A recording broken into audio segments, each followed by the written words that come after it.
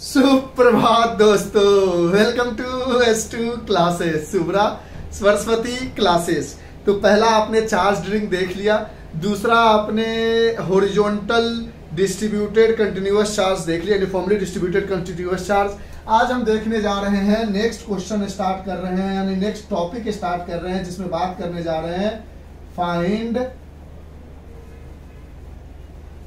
Electric field due to an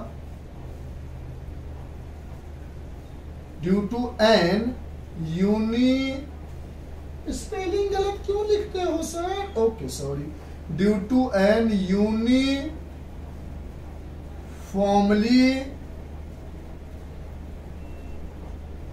distributed semi circle, uniformly distributed charged semicircle of radius r at its center। यानी तीसरा है find electric field due to an uniformly distributed charge semi circle of radius r at its centre O. अब इसका derivation करने जा रहे हैं। आपने रिंग की वजह से देखा, हॉरिजॉन्टल चार्ज की वजह से देखा, उससे पहले आपने पूरी कूलम्स लॉ पर ही प्रिंसिपल ऑफ सुपरपोजिशन बहुत सारी चीजें पढ़ चुके हो, आप ऑलरेडी समझदार हो, जान ही रहे हो कि इसमें डायरेक्ट हमें बताने की जरूरत नहीं है कि ये क्लास 12 की फिजिक्स का कितना लेक्चर हो जाएगा। फर्स्ट में वो बताया, दूसरे में यूनिफॉर्मली चार्ज, तीसरे में चौथा लेक्चर हो जाएगा ये। इसके बाद हम क्वाड्रेंट की वजह से बता देंगे। देखते हैं, तो एक सेमी सर्कल है, ठीक है, आराम से समझना है। एक सेमी सर्कल है जिसके ऊपर चार्ज जो है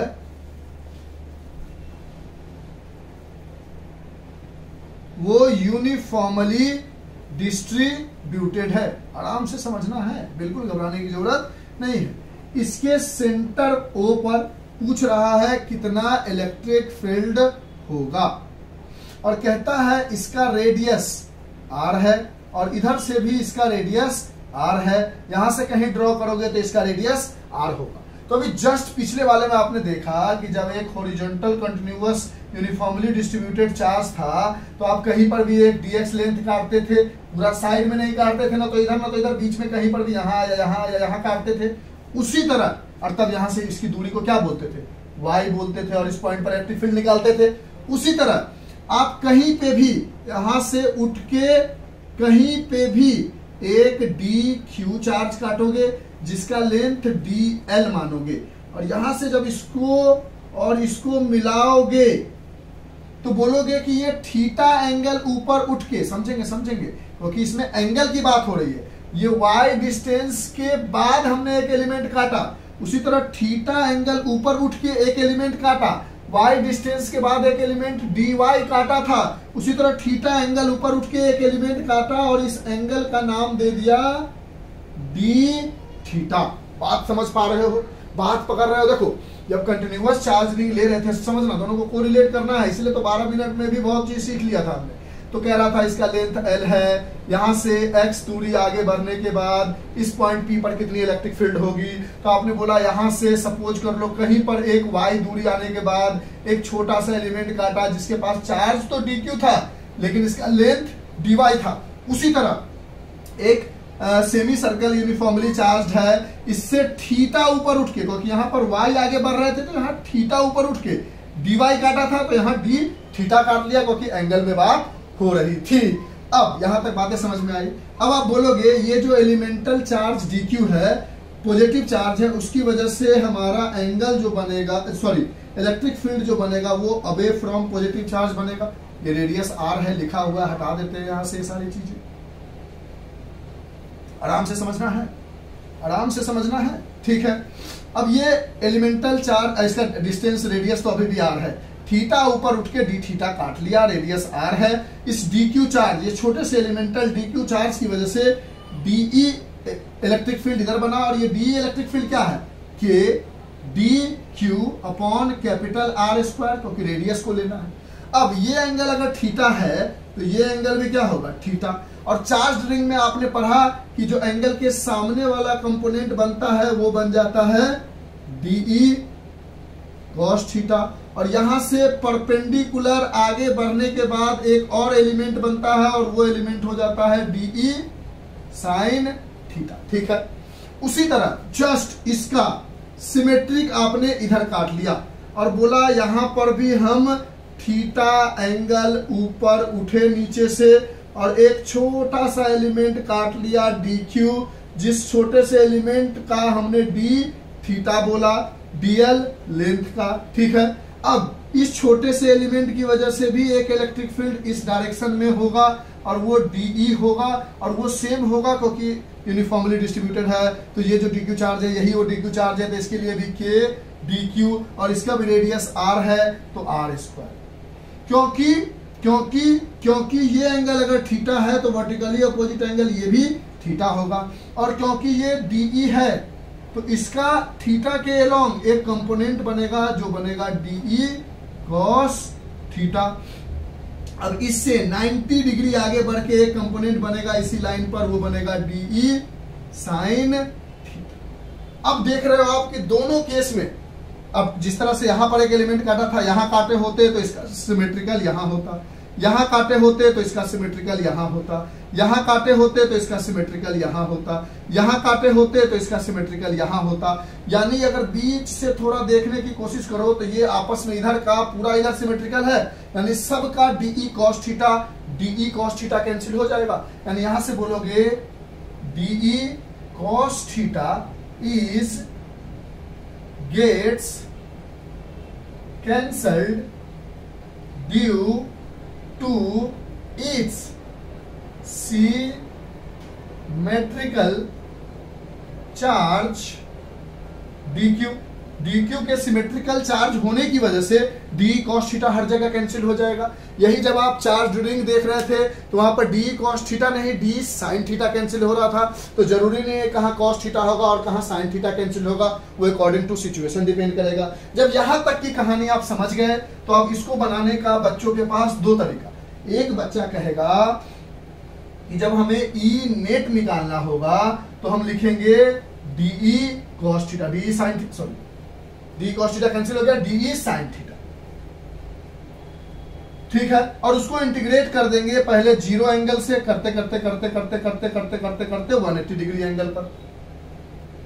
कोई दूसरा बच्चा कहेगा ना ना ना ना, हमारे पास D cos sine theta D sine theta दो बार आया है तो हम ई नेट लेंगे और इसको इंटीग्रेट करेंगे ना डीई को d E to d E sine theta. तो जब आप 2DE ले लोगे तो यानी आपने इधर का इसका सिमेट्रिक ये ले लिया, इसका सिमेट्रिक ये ले लिया, यानी इस पूरे आधे को ही दो बार बना दिया। यानी आपको अब जीरो से लेकर सिर्फ 90 डिग्री तक ही इंटीग्रेट करने की जरूरत है। अब आपको मन है तो इस तरीके से बनाओ या इससे, क्योंकि दो बार डी आया तो एक इसका डी साइन थीटा है, एक इसका डी साइन थीटा है। आपने दो ले लिया, यानी इसका मिरर ले लिया तो इसका भी मिरर ले लिया तो इसका भी मिरर ले लिया, यानी आप ये आधा का काम ऑलरेडी कर चुके हो 2 लिखकर। तो 0 से 90 इंटीग्रेट करो और एक बार लिखते हो तो 0 से 180 डिग्री करो, क्योंकि इसका डी अलग किया इसका डी अलग किया, इसलिए 180 डिग्री तक इंटीग्रेट करने की जरूरत है। ये बात चार्ज रिंग में भी समझा था और यहाँ भी थोड़ी बहुत समझ में आई होगी। बोलो बात समझे। अब जिससे माने उससे सॉल्व कर लो, आंसर सेम आएगा। हम करके दिखाते हैं। इसका हेडिंग मिटा दे जो लिखा हुआ है, हाँ सर मिटा दो, लिख लो जो भी लिखना। समझाने पे ज्यादा फोकस होना चाहिए। क्या बात कर रहे हैं, हम तो लिखने पे फोकस करते हैं। कोई बात नहीं, लिख लो यहाँ पे। अब यहां से हम पहला वाला अगर उठाए तो हमारे पास आ जाएगा E net is equal to D की जगह हम लिख सकते हैं इंटीग्रेशन 0 से 180 डिग्री, डी की जगह हम लिख सकते हैं k d q upon r square और साइन थीटा। अब यहां पर आर जो है वो रेडियस है और सब के लिए क्या है वो फिक्स्ड है। ये डायग्राम थोड़ा बहुत ऊपर नीचे घुमाने की वजह से थोड़ा धुंधला जैसा हो गया, कंफ्यूज नहीं करोगे? नहीं सर ठीक है, कंफ्यूज क्यों करेंगे, ठीक है। तो के और आर स्क्वायर कॉमन है, दोनों मतलब फिक्स है, तो उसको बाहर निकाल लो क्योंकि आर रेडियस है, इस बार हर जगह रेडियस है। तो 0 से 180 degree D Q sine theta. फिर प्रॉब्लम यही है कि साइन थीटा को इंटीग्रेट करने के लिए डी थीटा की जरूरत है, यहाँ डी क्यू है।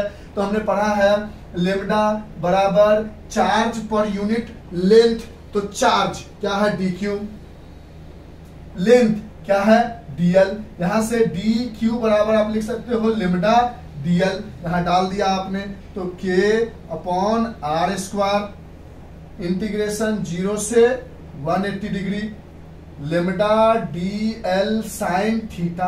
अब फिर लेमडा तो बाहर निकल जाएगा, फिर भी हमारे पास डीएल बच गया, यानी यहां से ये वाला पोर्शन इरेज करें, ये इसको करके दिखाएंगे 2DE 0 से 90 डिग्री कैसे आया, मतलब इसका सॉल्व करेंगे तो सेम आंसर आएगा, वो हम करके आपको दिखा देंगे, टेंशन लेने की जरूरत नहीं। कर इरेज करें, ये वाला पोर्शन लिख लो, ये यहां से यहां, ठीक है सर।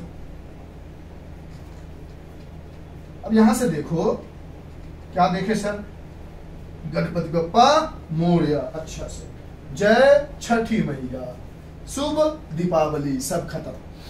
अब यहां से आप कहोगे फिर प्रॉब्लम है सर, क्या प्रॉब्लम है, तो ई नेट बराबर के बाहर है, लेमडा भी बाहर आ जाएगा, अपॉन आर स्क्वायर हो जाएगा, लेकिन अंदर में फिर बचा डीएल साइन थीटा 0 से 180 डिग्री। फिर प्रॉब्लम यह है कि डीएल नहीं चाहिए, हमें डी थीटा चाहिए। तो इस छोटे से पोर्शन को देखो, ये जो छोटा सा एलिमेंटल आपने काटा था, जिसको थोड़ा बड़ा करके समझाते हैं, तो ये एंगल, ये क्या था, थीटा था, डी थीटा था, ये क्या था, डीएल लेंथ था, और ये वाला पोर्शन क्या था, रेडियस था, ये और ये। तो आपने पढ़ा था कि क्लास 11th में कि ये अगर आर्क लेंथ है और ये अगर रेडियस है, ये एंगल थीटा है, आर्क लेंथ को एल मानते हो, तो थीटा बराबर arc length upon radius, parallax theorem units and measurement में पढ़ा है आपने ये वाली चीजें, एल अपॉन आर। तो यहां से लिख सकते हो थीटा की जगह डी थीटा है, एल की जगह डीएल है, और आर की जगह आर ही है। यहां से डीएल बराबर क्या आ जाएगा, इसको इधर मल्टीप्लाई करोगे तो आर डी थीटा आ जाएगा। अच्छा सर, तो यहां से ई नेट बराबर k lambda upon r square, और डीएल की जगह हमें मिल गया R D theta sine theta 0 से लेकर 180 डिग्री। अब काम हो गया, आर भी बाहर निकल जाएगा, तो ये हो गया ई नेट बराबर k lambda upon r square into r sine theta d theta 0 से लेकर 180 डिग्री तक। अब इसको सॉल्व करते हैं, साइन थीटा का इंटीग्रेशन हो जाएगा माइनस कॉस थीटा, ये वाला पोर्शन लिख लो कहीं पर, फिर ये वाला पोर्शन कहीं पे लिख लो, ठीक है, लिखो, हटाएंगे इन दोनों को, कैसे पहुंचे हैं वो दिखाया हमने, लिख लो। थोड़ा बोर्ड छोटा है तो कंप्रोमाइजिंग सिचुएशन तो आएगी, लिख लिया, हटा रहे हैं, हटा दे, ठीक है सर, लेकिन समझाएंगे पूरा। बोर्ड बड़ा इसलिए नहीं ले रहे हैं कि हमें पहले आप लोग समझो, आप बताओ कि हाँ सर, अब आपके पास हक है बोर्ड बड़ा लेने का, आप समझा अच्छा लेते हो तो हम बोर्ड बड़ा ले लेंगे, ठीक है। जो भी चीजें लिख रहे हो समझ रहे हो। अब यहां से निकालोगे तो बोलोगे ई नेट बराबर k lambda upon r square, r ने काट दिया तो बच गया के लेमडा अपॉन आर, और साइन थीटा का इंटीग्रेशन क्या होता है, माइनस कॉस थीटा, कहां से कहां, 0 से 180 डिग्री। यहां से बोलोगे के लेमडा अपॉन आर, एक बार बोलोगे minus cos 180 degree, minus of minus cos 0 degree, cos 0 degree की वैल्यू होती है 1, और माइनस 180 डिग्री, कॉस 0 की वैल्यू होती है 1, 180 डिग्री की वैल्यू होती है -1। ये -1 वैल्यू है और ये माइनस है, प्लस बन जाएगा, ये माइनस और माइनस मिलके प्लस बन जाएगा, यानी क्या आ जाएगा, के लेमडा अपॉन आर +1 यानी बन जाएगा 2k लेमडा अपॉन आर। यानी यहां से आपको मिल गया ई नेट, साइड में लिख देते हैं, E net is equal to 2k lambda upon R. बोलो बात समझ में आई, कैसे कैसे किया, श्योर शॉर्ट। अब कोई बच्चा कहेगा नहीं हम डीई साइन थीटा लेके नहीं चलेंगे, हम लेके चलेंगे 2d साइन थीटा। क्या लेके चलेंगे, 2d साइन थीटा। तब क्या आएगा, लिख लो। तो वहां पे कहां से कहां से करोगे, 0 से 90 तक करोगे, कर लो कर लो। जब कोई बच्चा 2de साइन थीटा लेके चलेगा तो देखो हर जगह लास्ट जो रिजल्ट हमारे पास पहुंचे यहां पर यहां तक जो पहुंचे हैं सब चीज सेम होगा, कहीं पे कोई बदलाव नहीं होगा, क्योंकि 2 है। लिख लो, पहले इसको लिख लो, लिख लिया। अब कुछ पार्ट हटाए, जो हटाते नहीं रहने देते हैं। अब जो 2 है वो बाहर निकल के यहाँ आया होगा, यहाँ पर 180 डिग्री की जगह क्या हुआ होगा 90 डिग्री, कोई दिक्कत है। अब यहाँ पर क्या लिखे होंगे आप, पहले 90 डिग्री, ठीक है, और यहाँ पर minus of minus 0 degree, cos 90 degree की वैल्यू अब क्या हो जाएगी 0, और माइनस ऑफ माइनस cos 0 की वैल्यू 1, यानी 1 आ जाएगा, और ये 2 ऑलरेडी बाहर है, 1 यही चीज आ जाएगा 2 के लैम्डा अपॉन आर। बात पकड़े नहीं पकड़े, देखो ना सब चीज सेम होगा, बस 2 डी साइन थीटा है तो 2 पहले बाहर निकल गया और अंदर में बचा डी साइन थीटा, तो डी साइन थीटा को करते करते करते करते करते 2 के लैम्डा अपॉन आर बचा, और यहाँ पर बचा माइनस कॉस थीटा। 0 से 180 डिग्री की जगह 0 से 90 डिग्री, और कॉस 90 डालोगे तो उसकी वैल्यू 0 होती है, 0 डालोगे उसकी वैल्यू 1 होती है, और माइनस माइनस प्लस बन जाएगा। बाहर में ऑलरेडी 2 के लैम्डा अपॉन आर है तो 2 के लैम्डा अपॉन आर आएगा, जो था वही आएगा। पक्का समझ में आया, श्योर शॉर्ट। अब इसमें से जो भी बातें लिखनी समझनी है, नहीं समझ में आया एक बार पीछे से आके देखोगे, आपको चीजें आसानी से समझ में आ जाएगी। और इस तरह से हमने आपको सेमी सर्कल के रिगार्डिंग भी, जब यूनिफॉर्मली डिस्ट्रीब्यूटेड चार्ज है, बहुत प्यार से समझाने की कोशिश की। हम साथ साथ है, बहुत समझाने के चक्कर में बहुत अंदर तक घुसे, तो देखना आप समझो। अगर समझ में आया है लाइक बाय, आगे नहीं बोलेंगे तो लोग कहोगे सर आप तो भीख मांग रहे हो। नहीं नहीं, मांग तो रहे हैं लेकिन नहीं, इसलिए जब मेहनत करना पड़ता है ना तो थोड़ा सा दिल डोल जाता है। ठीक है, चलो तो फिर इसको लिख लो आप। जो भी चीजें समझ में नहीं आएगी दोबारा रिपीट करोगे, चीजें धीरे धीरे पकड़ में आ जाएगी, लिखने में कोई प्रॉब्लम होगा नहीं। लिख लो जल्दी से, जहां से जो भी समझना है उसको अच्छे से समझ लो।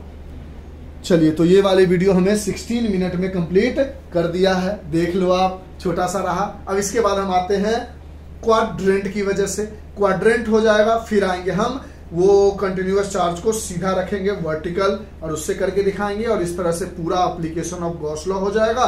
फिर उसके बाद इलेक्ट्रिक डाइपोल बता देंगे, फिर उसके बाद इलेक्ट्रिक फ्लक्स बता देंगे, फिर उसके बाद गॉस लॉ बता देंगे, और ये चैप्टर कंप्लीट हो जाएगा। फिर जब कंप्लीट हो जाएगा, आप लोग का अच्छा रिस्पॉन्स आएगा, तो फिर लास्ट में जाकर हम आपको एनसीईआरटी के बैक एक्सरसाइज के क्वेश्चंस बता देंगे, और अच्छा रिस्पॉन्स आएगा तो एडिशनल क्वेश्चंस भी बता देंगे, और अच्छा रिस्पॉन्स आएगा तो नेक्स्ट एक्सरसाइज भी बता देंगे। Bye, have a nice day, enjoy, take care, stay home and stay safe, bye.